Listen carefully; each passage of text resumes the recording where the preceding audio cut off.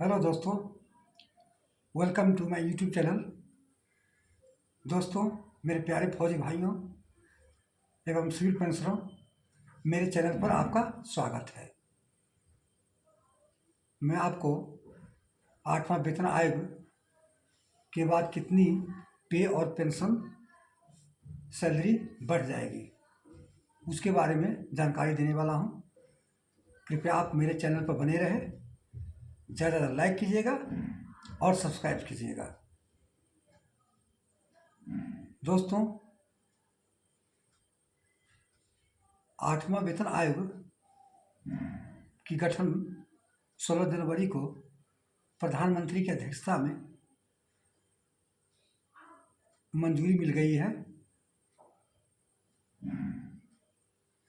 अभी केंद्रीय कैबिनेट ने 8वें वेतन आयोग का रास्ता साफ कर दिया है। ये आयोग 2026 तक बनने की उम्मीद है और कैबिनेट के एजेंडा में ये नहीं था। कैबिनेट के एजेंडा में ये 8वें वेतन आयोग नहीं था। इसके बावजूद प्रधानमंत्री नरेंद्र मोदी ने इस फैसले पर मुहर लगा दी है। प्रधानमंत्री को मुहर लगा दी है। इस घोषणा से केंद्रीय कर्मचारी और पेंशनरों में उत्साह भर दिया है। अश्विनी वैष्णव ने कहा है कि आयोग की चेयरमैन और 2 सदस्यों की नियुक्ति जल्द ही की जाएगी। सूचना प्रसारण और रेलवे मंत्री है अश्विनी वैष्णव ने बोला कि एक चेयरमैन और उसके साथ 2 सदस्यों की नियुक्ति की जाएगी और आयोग 2026 तक रिपोर्ट केंद्र सरकार को सौंपेगी। वेतन आयोग में जिसकी सिफारिश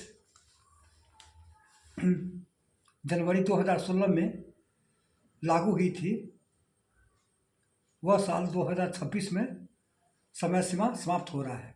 7वें वेतन आयोग 2016 में लागू हुई थी, 2026 में उसकी समय सीमा समाप्त होने वाली है। 2025 में नए वेतन आयोग के गठन की प्रक्रिया से शुरू होने से निश्चित ही नए वेतन आयोग की कार्यकाल समाप्त होने वाला है। पहले इसकी सिफारिश प्राप्त हो जाए और उसकी समीक्षा की जा सके। 8वां वेतन आयोग सैलरी और स्ट्रक्चर की समीक्षा करेगा। 8वां वेतन आयोग जो बैठेगा, जो सदस्य और जो चेयरमैन बनेगा, उसका सैलरी स्ट्रक्चर की समीक्षा करेगा। केंद्रीय कर्मचारी को वेतन और भत्ते और पेंशन तथा अन्य लाभों की संशोधन की उम्मीद है। पे और पेंशन और जितने भी तमाम अन्य भत्ता है उसमें संशोधन की जाएगी। यदि यह तो तय है कि केंद्रीय कर्मचारी और पेंशनधारी को पे और पेंशन में बम्पर इजाफा हो सकता है। तो दोस्तों, कृपया मेरे चैनल पर बने रहें, ज़्यादा लाइक कीजिएगा और सब्सक्राइब कीजिएगा और अपने दोस्तों के साथ शेयर कीजिएगा। हर 10 साल के बाद वेतन आयोग बैठता है। आमतौर पर हर 10 साल में केंद्र सरकार अपने कर्मचारियों को वेतन की समीक्षा करने के लिए इसे संशोधित करने के लिए वेतन आयोग का गठन करता है। सरकारी कर्मचारी के लिए वेतन संरचना, लाभ और भत्ते तय करने में वेतन आयोग की महत्वपूर्ण भूमिका होता है। जितने भी तमाम लाभ है, भत्ता है, संरचना है वेतन की, वो वेतन आयोग में समीक्षा करता है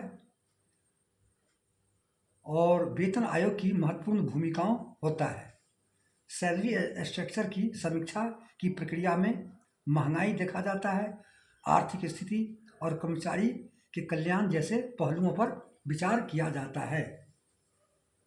सरकार को सिफारिश देने से वेतन आयोग पहले केंद्र और राज्य सरकार अन्य संगठनों से बातचीत करता है और परामर्श लेता है। इसके बाद केंद्र सरकार को वेतन आयोग अपनी सिफारिश सौंपता है। अब तक 7 वेतन आयोग का गठन हो चुकी है। साल 1947 में आज़ादी मिलने के बाद से अब तक देश में 7 वेतन आयोग की गठन हो चुकी है। आज़ादी के बाद केंद्रीय कर्मचारी को न्यूनतम सैलरी, पहला जो वेतन आयोग था, न्यूनतम सैलरी 55 रुपया था।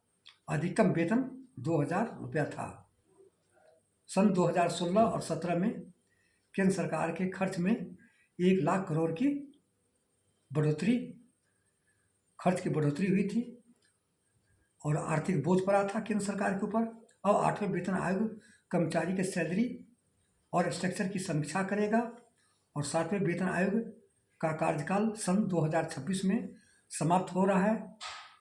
इसलिए 2025 से यह प्रक्रिया करने के लिए 8वें वेतन आयोग का गठन किया गया है। कितनी बढ़ जाएगी सैलरी? तमाम निजी चैनल, मीडिया, समाचार चैनल में 8वें पे कमीशन में इसे फिट मैन्युफैक्चर को 2.87 से 2.86 तक बढ़ने की सिफारिश किया है। कहा जा रहा है कि 8वां वेतन आयोग में फिट मैन्युफैक्चर को 2.57 से बढ़कर 2.86 करने का प्रस्ताव रख सकता है। इससे न्यूनतम मूल वेतन 18,000 से बढ़कर 51,480 रुपया हो जाएगा। न्यूनतम पेंशन 9,000 से बढ़कर 25,870 रुपया हो जाएगा। कर्मचारी यूनियन और अन्य संगठन 8वें वेतन आयोग में फिट मैन्युफैक्चर में 2.86 लेके 3 के बीच में रखने की मांग कर रहा है। 2.86 लेके 3 के बीच में होना चाहिए। ऐसा हुआ तो सैलरी में 186% की बढ़ोतरी होगी। हालांकि अभी चाहे कितना भी गुणागणित कर लिया जाए, ये सब फिलहाल सिर्फ संभावनाएं ही आने वाले समय में ही बताएगा कि अनुमान लगा रहा है कि कितनी फिट मैन्युफैक्चर बढ़ेगा। तो दोस्तों, ये थी जानकारी कि 2.86 और 186% बढ़ने की चांस है। फिट मैन्युफैक्चर क्या होता है? यह सैलरी में कैसे बदलाव करता है? फिट मैन्युफैक्चर वह गुणांक होता है जिसको उपयोग सैलरी और पेंशन बढ़ाने के लिए किया जाता है। 8वां वेतन आयोग में इसे 2.86 से बढ़ाकर 2.86 करने का प्रस्ताव है। इसे न्यूनतम और मूल वेतन में 51,400 रुपया हो सकता है। 8वां वेतन आयोग में केंद्र सरकार के 50 लाख कर्मचारी और 65 लाख पेंशन धारकों को लाभ होगा। उनकी सैलरी और पेंशन में उल्लेखनीय वृद्धि की जाएगी। अब मैं आपको बता रहा हूं 8वां वेतन आयोग की सिफारिशें से आर्थिक विकास पर अच्छा प्रभाव पड़ेगा। आर्थिक विकास होगा। सिफारिश लागू होने से कर्मचारियों को खर्च ज़्यादा होगा, जिससे उपयोग में वृद्धि होगी और यह अर्थव्यवस्था के विकास में महत्वपूर्ण योगदान दे सकता है। तो दोस्तों, ये सारी जानकारी आपको बता दी है। ऐसे तो कोई बोलता है 2.28, कोई 1.92, 2.86 कि जितने भी ये है अनुमान से अपना ये बोल रहा है कितनी फिट मैन्युफैक्चर बढ़ेगी। अब जो वेतन आयोग की कमेटी बैठेगी, जो चेयरमैन होगा, 2 सदस्य होगा, वो सरकार को आने वाले समय में कितनी फिट मैन्युफैक्चर सौंपती है, ये तो आने वाले समय ही बताएगा। तो दोस्तों, मैं आपको ये जानकारी दिए हैं। कैसे लगा कमेंट बॉक्स में आप ज़रूर लिखिएगा और उसका हम रिप्लाई करेंगे।